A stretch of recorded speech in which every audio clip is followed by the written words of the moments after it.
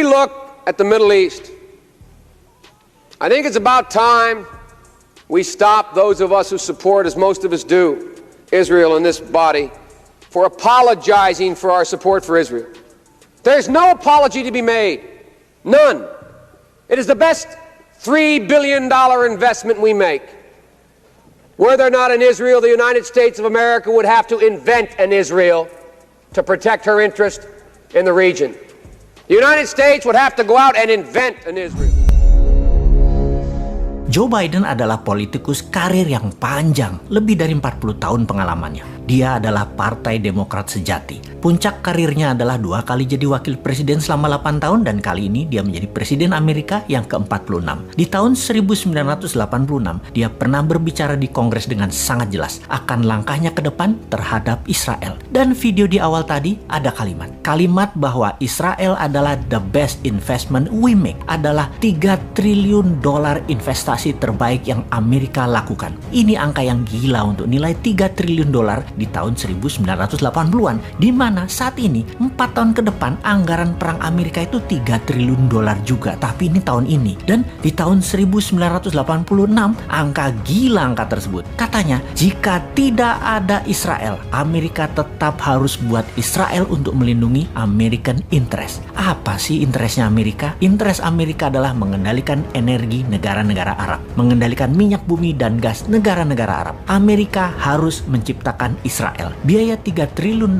atau 3.000 billion atau kalau APBN Indonesia saat ini 150 billion membangun Israel yang hanya sebesar Pulau Madura, investasinya 20 kali APBN Indonesia sekarang ini. Ini anggaran mulai di tahun 1980-an. Semua ini adalah bagian dari petrodolar Amerika yang melepas jaminan emas sebagai underlying cetak dolar. Menjadi underlyingnya oil atau minyak di Timur Tengah, negara Israel, industrial military complex, dan hutang negara pihak ketiga. Ini semua terjadi di zaman Nixon di tahun 1971. Setelah momen inilah Amerika menjadi negara superpower dengan menciptakan common enemy atau musuh bersama adalah USSR atau Soviet dengan komunisnya yang biasa disebut Blok Timur. Di tahun 1989 diawali dari Afghanistan yang tentara mujahidinnya adalah ciptaan Amerika, mengalahkan Soviet keluar dari Afghanistan, menjadikan Amerika berkuasa atas energi di Timur Tengah secara komplit hingga batasan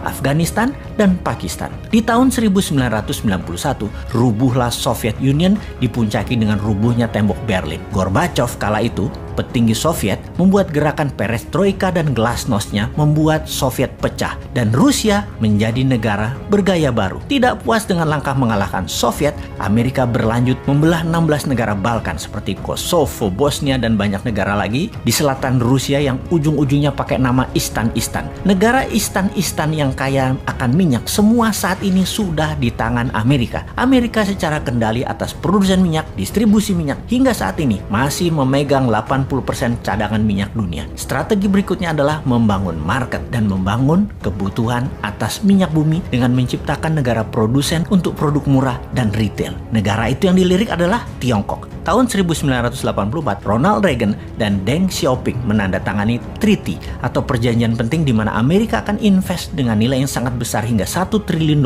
dengan mensyaratkan demokrasi masuk Tiongkok. Deng Xiaoping mengambil keputusan berani akan mengadopsi demokrasi dalam kurun waktu 40 tahun sejak perjanjian tahun 80-an itu. Di mana kira-kira tahun 2020 inilah harusnya Tiongkok sudah menggunakan prinsip demokrasi di beberapa pemilihan kepala daerah. Oke, kita lompati sebentar. Yang didemokratisasi oleh Xi Jinping saat ini adalah demokratisasi talent. Oke, apa itu demokrasi talent? Kita bahas di lain kesempatan ya. Sebentar, kita kembali ke serangan tidak berperi kemanusiaan di ujung Ramadan dari pasukan Israel yang sejauh ini Amerika menganggap tidak masalah, di mana seluruh dunia tidak perlu beragama Islam untuk mengatakan apa yang Israel lakukan terhadap jamaah di Masjid Al-Aqsa adalah tindakan inhumanity atau tindakan biadab, tidak berperi kemanusiaan. Kita, kaum Newman menentang semua tindakan tidak berperi kemanusiaan tersebut dan melawan. Bagi kaum Newman yang sebel adalah tembakan-tembakan setelah kejadian penyerangan yang terjadi antara pasukan Hamas dan Israel. Ternyata keduanya memakai mesin perang senjata Amerika.